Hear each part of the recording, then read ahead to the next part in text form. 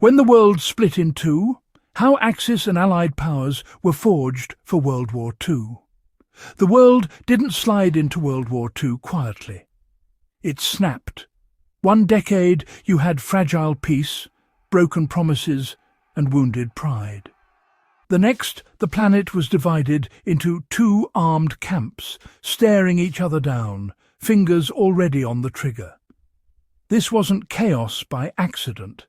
The Axis and Allied powers were built step by step, fueled by fear, ambition and unfinished business from the last war. And once those lines were drawn, there was no turning back. A world still bleeding from the last war. World War I ended, but peace never really arrived. Europe was exhausted, economies were shattered, and entire nations felt humiliated. Germany was hit hardest. Punished with territorial losses, military restrictions, and crushing reparations, it became a pressure cooker of anger and desperation. That anger didn't disappear. It waited. The rise of the Axis powers. Germany didn't wake up one morning planning world domination. It rebuilt slowly, deliberately and loudly.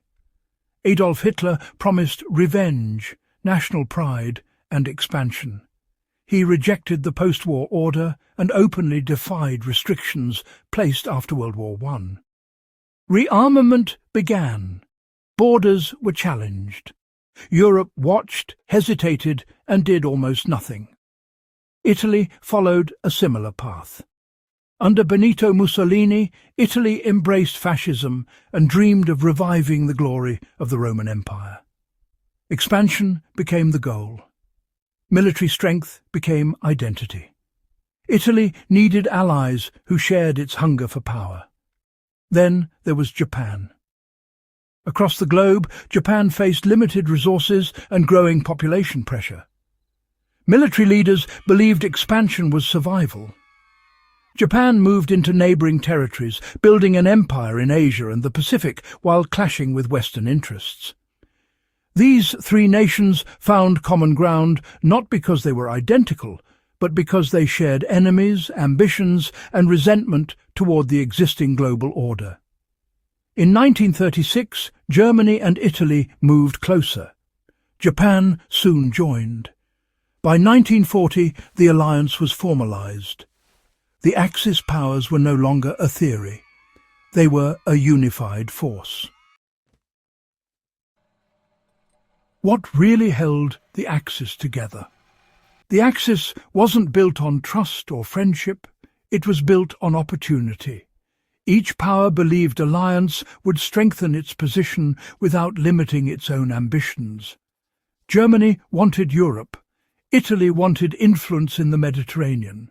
Japan wanted dominance in Asia. Their partnership was tactical, not emotional, but that was enough. They coordinated strategy, shared intelligence, and backed each other politically. When one moved, the others benefited. This alignment gave them confidence and momentum. Early victories reinforced the belief that the world could be reshaped by force, and for a while it worked. Unlike the Axis, the Allied powers didn't begin as a unified bloc. They were pulled together by necessity, not ideology. Britain and France stood first, trying to contain aggression through diplomacy. Appeasement failed. When Germany invaded Poland in 1939, the illusion of peace collapsed. By 1942, the Allies included major industrial, military and manpower giants. Their strength came from cooperation, shared resources and coordinated strategy. The Allies were not identical in values or politics. Some were democracies, some were authoritarian. But they shared one non-negotiable goal: stop Axis expansion. No compromise, no retreat. They pooled factories, soldiers, intelligence and technology. Industrial output skyrocketed. Coordination improved. Mistakes were costly, but learning was fast.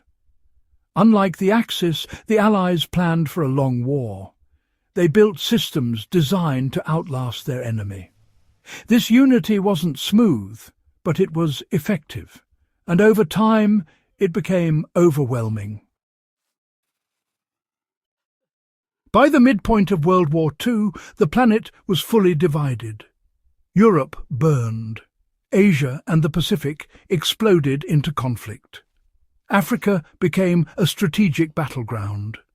Oceans turned into highways of war. The Axis relied on speed, shock, and early dominance. The Allies relied on endurance, production, and coordination. One side bet on quick victories. The other bet on time. History tells us which strategy survived.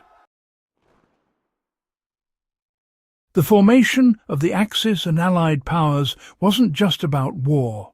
It reshaped borders, governments, and global politics for generations.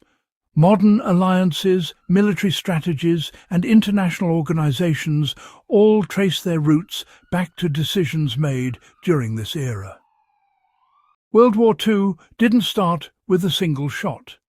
It started when nations chose sides, ignored warnings, and believed force could replace cooperation.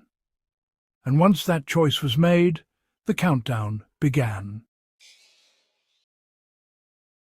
If this breakdown gave you clarity, perspective, or that adrenaline rush history does best, make sure you subscribe to 0 Hour World War II.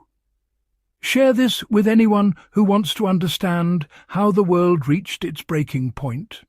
Because history doesn't repeat itself quietly, and we're here to make sure it's never forgotten.